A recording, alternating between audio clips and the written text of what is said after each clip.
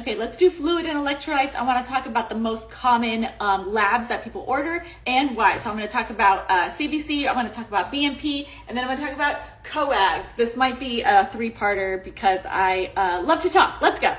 By the way, this graphic comes directly from my course and resource and book called The New Nurse Survival Guide. If you're struggling as a new nurse, let me help you out. Go to my website, link in the bio. Vamonos, let's start with CBC.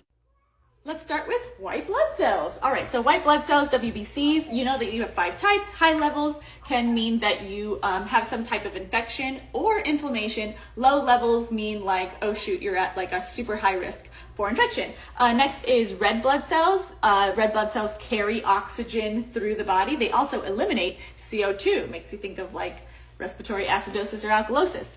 RDWs is the size of your red blood cell. If you have differences in sizes, it can mean different types of anemia.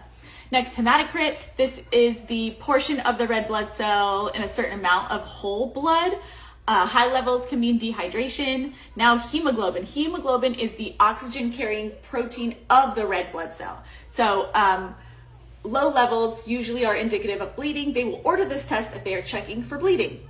Next, we have mean corpuscular volume, MCV. If it's high, it has to do with like acid levels and sometimes B12 levels.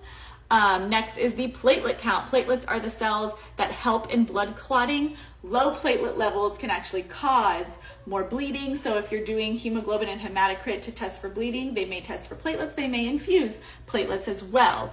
And then mean corpuscular hemoglobin is how much hemoglobin your red blood cells actually have, and that is your CBC. Memorize the values. Trust me, after you've been working for a month, it's going to get stuck in your head and you're just going to know this, but memorize them for school and for the NCLEX. Part 2 is going to be on BMP, but that was CBC. Love you, bye.